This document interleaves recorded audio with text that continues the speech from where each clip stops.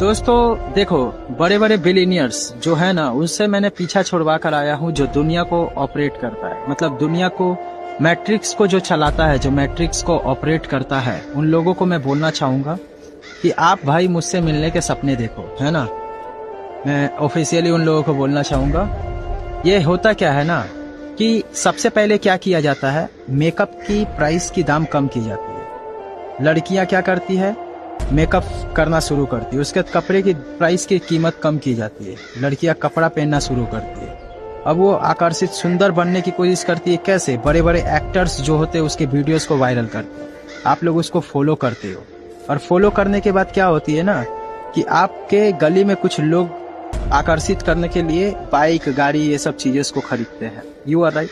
तो बाइक जो खरीदते हैं वो क्या होती है, लोन में होती है। क्या चीज में होती है?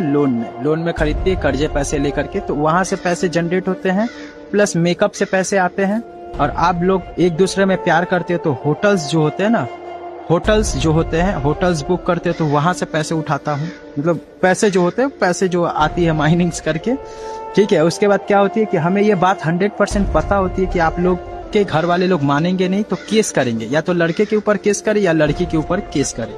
उसके बाद क्या होती है, आप लाख रुपया कोर्ट कचहरी के पीछे में डालते हो, वहां से पैसे आते हैं, बचने के लिए फिर लाख रुपया डालते हो, मतलब केस करने के लिए पैसे डालते हो, और उसके बाद बचने के लिए भी पैसे डालते हो, वहां से भी अर्निंग्स आती है। उसके बाद क्या होती है कि जब आप लोग शादी कर लेते हो ना, तो आप सभी लोगों के डेटास को हम लोग निकालते हैं। क्या करते हैं? डेटास को निकालते हैं, और डेटास को निकालने के बाद क्या करते हैं, आपकी फाइनेंशियल जो नौकरी कर रहे होते हो ना, वहां से रिजाइन, मतलब वहां से आप लोगों को निकाल दिया जाता है।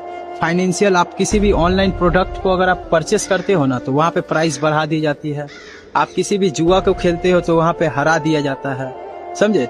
और लास्ट में क्या होती है, लड़की जो होती है ना, आपको छोड़ देती है। रीजंस ये बताती है कि फाइनेंशियल इशू है। क्या है? फाइनेंशियल इशू, जिसके कारण घर में झगड़ा होती है, आप दोनों, मतलब आप सभी लोगों के बीच में झगड़ा होती है।